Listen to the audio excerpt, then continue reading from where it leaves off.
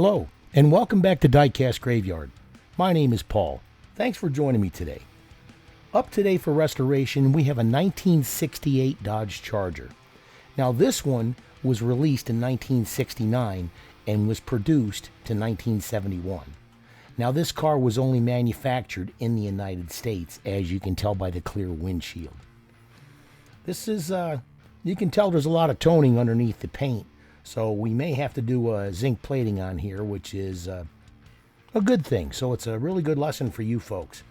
The video here is a little bit longer today because we got a bunch of customization points to point out to you and some good tips and tricks. So sit back, grab your favorite adult beverage, and join in today on this restoration of the Hot Wheels Custom Charger. Let's go ahead and get started with today's restoration.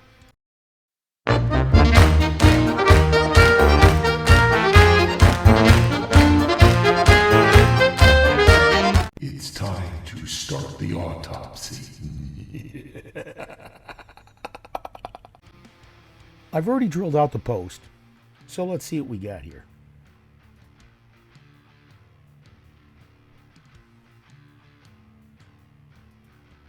Here's the body. Like I said, there's a lot of toning there and we got a lot of repairs to do. But at least the hood pins are there and the hood works, so that's a good thing.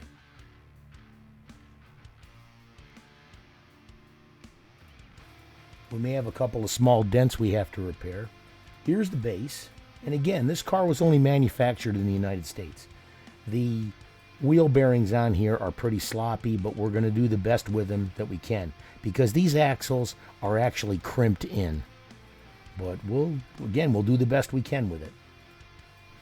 If you wanted to replace these, you'd have to cut those out completely and put a brand new axle in there, and I'm not willing to do that today for this car. Here's the interior, and it only came in white. So if you find any other colors, it's been manufactured after. The windshield needs to be polished and cleaned. Let's move on. We're going to go ahead and dump this in the citrus strip. Get it all coated inside and out, even though we're going to restore it with the original color. But I still want to get all the old paint off there because I think looking at things, we're going to wind up having to zinc plate this bad boy.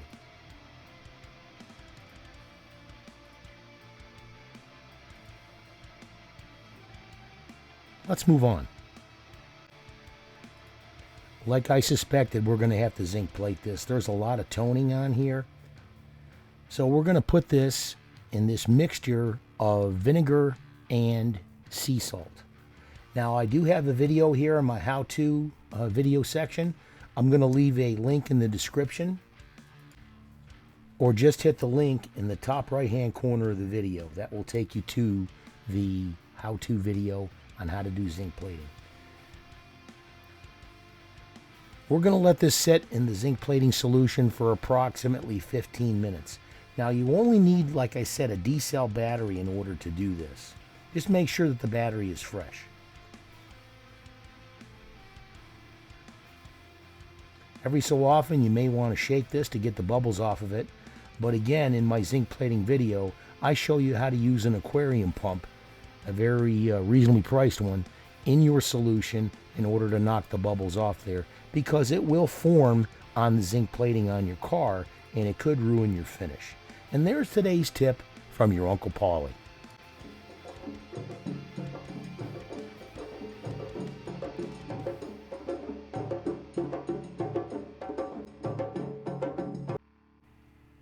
During the zinc plating process, you may want to rotate the car around, because if you only have one electrode in there, you need to make sure that it's coated on all the sides. And if you leave it in one position, it's liable to put the zinc plating on that car very heavy on that one side.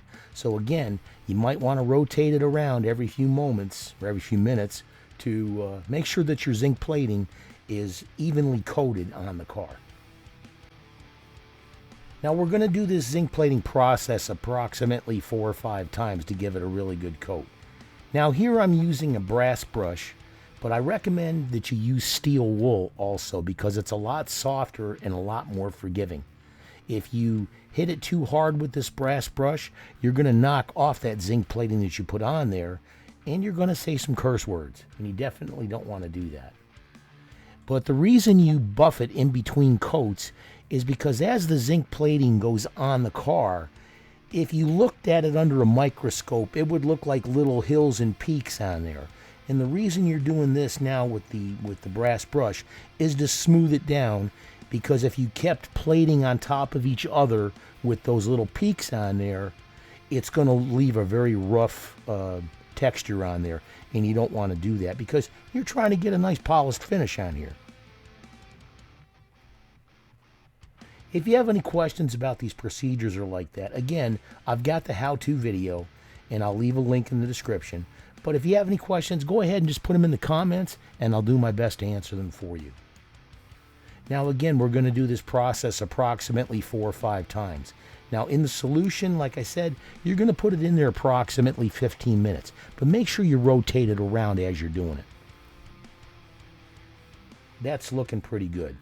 We'll get it in the solution several times, and then we'll get it ready for polishing.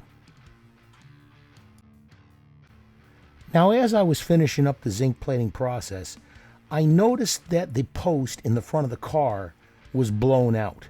So we're also going to have to do a post repair on this bad boy. Hey, look at all the tips and tricks you're getting in this video. I cut off a small piece of brass tube and I super glued it down on top of the post, right over the top of it. Then we're going to pack the inside with super glue, or with baking soda. Then we're going to put some liquid super glue on there, and that's going to instantaneously make this hard. We'll then proceed to drill a hole in it, and that's our post repair right there.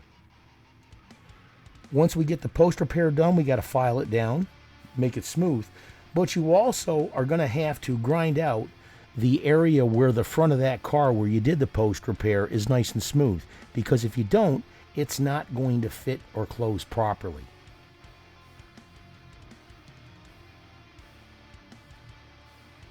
But that's going to turn out really good. We'll get the hole drilled in there, and you drill it out like you normally would with a regular drill. But if you can do it by hand with like a pin vise or something, you'll be good to go. There, all repaired. We definitely saved that one from the grave. Let's get it polished up, and then we'll get it ready for some paint. All right, we got it in the paint booth now. We're going to use Spectre Flame Purple on this car. Now, I'm getting all the hard to reach places first, but I'm putting very light coats on here. Now, as I use the Spectre Flame paint, I'm using approximately 25 to 30 pounds of pressure. You don't want to use too much more, because if the higher the pressure that you use, it's going to put more paint out of your gun, and it's going to make it run. So try and keep the pressure low on this. Again, 25 to 30 pounds. Just put light mist coats on there, or tack coats, and then you're going to let it set for about 10 to 15 minutes, and then you'll give it more coats. The first series was done. Now we're going to come back in and give it a few more light coats and then a heavy saturation coat to get the color we desired. That purple looks absolutely awesome. I love that color. Now when we finish with the paint job here and we get it hardened after sitting about 24 hours, then we're going to come in with some Diecast Graveyard Clear Coat. My special formula of my 2K Clear will allow your car to look like glass. It's a fantastic product, and you can find it at diecastgraveyard.com. Check it out today, but ask people that do these videos and do these restorations how much they like this product. Check it out at diecastgraveyard.com. Again, once we get the purple on there and we let that set for about 24 hours, or at least until it's dry. Now here's another tip for you. If you want to check out if your car is dry to the touch, when I paint my cars, I paint them inside and out. So I will touch the inside of the door to see if it's dry to the touch. And that's how I don't have to touch the paint job on the outside and get my fingerprints all over it. Here we're going to go ahead and replace the tires. Now, I said before that these tires, or the bearings on here, were very, very loose. So you've got to be careful and remove these gingerly. If you're feeling any resistance whatsoever when you're trying to remove these wheels, or they seem really sloppy and it looks or feels like the bearing may come off, just go ahead and cut them off. I mean, I will try and save the tires as best I can, but if you can't save them for fear of pulling off the bearing or something like that, it's not worth saving the wheel. So just go ahead and cut that bad boy off. Now we've got 4 brand new meats on here, and we're going to take this little tool and put it in between the bearing and the wheel and the body and press it on with my thumb. Again, these bearings are a little bit sloppy, but hey, like I said, I wasn't going to cut them off to put some new ones on.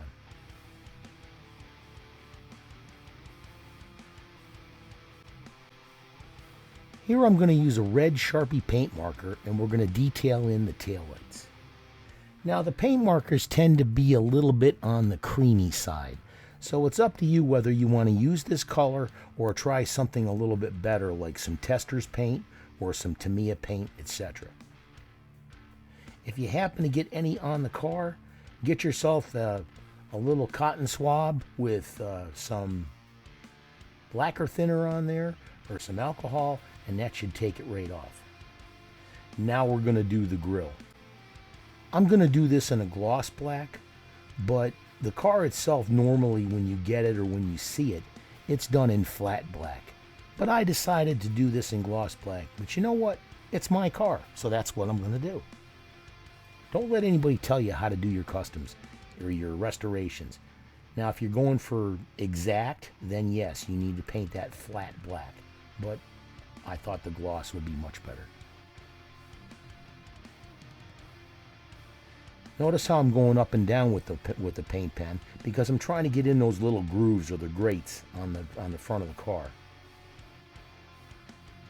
If you go over the top, you might miss some. That's going to look really awesome.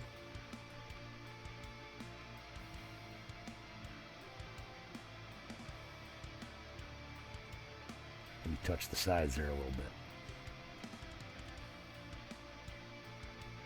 The back end looks great too. Let's move on. Alright, it's time to polish up the windshield.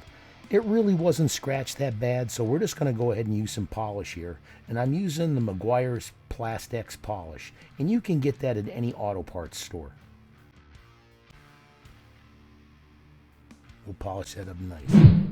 Don't forget to hit that subscribe button and click on that little bell to be alerted to any future videos that come out.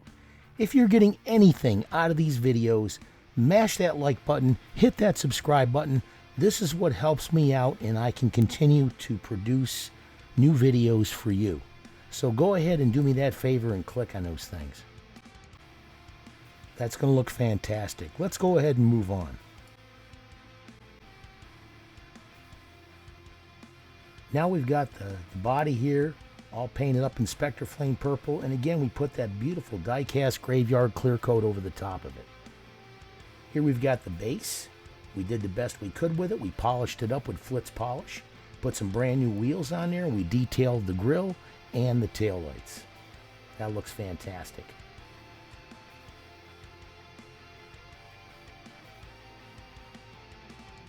Here's the glass all polished up. That looks fantastic. And here's the interior all cleaned up. Let's put everything together and give my creation life. Life! Life, do you hear me? Give my creation life!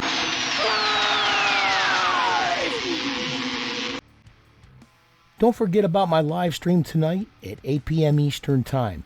We're going to have a lot of fun, answer a lot of questions, have some adult beverages, and give away some cool stuff. And here's what we started with. This 1968 Dodge Charger released in the second issue of the Hot Wheels cars. Now this car is absolutely beautiful, and you definitely need to have one of these in your collection.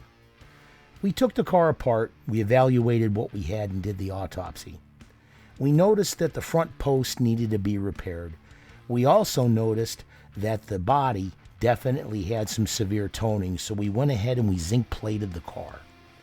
Once we got that done, we polished it all up with that wonderful Flitz polish and gave it a mirror finish, and then went in there with the Spectre Flame purple paint and then clear coated it with my Diecast Graveyard clear coat.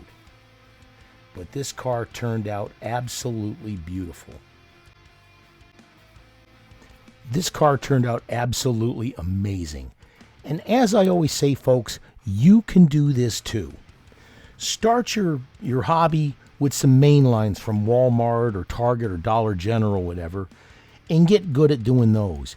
And then start to dive in to the red line cars. These cars are so much fun, and I started doing this on my video process here over the COVID pandemic back in 2020. But I had a great time doing this car, and it turned out beautiful, and it's sitting in my collection. If you have any questions, please don't hesitate to reach out. I read every single comment that you put, and I try to answer the questions as best as I can. But like I said, always again, you can do this too. Now don't forget to subscribe, and don't forget to hit that like button. I want to thank you for joining me today in Diecast Graveyard. Had a lot of fun. We got a lot more videos coming out. We got some 4 Horsemen videos coming out. We've got 2 new Horsemen that we're looking forward to introducing you to, and it's going to be a lot of fun. We encourage you to participate in the builds. Thank you so much, and cheers.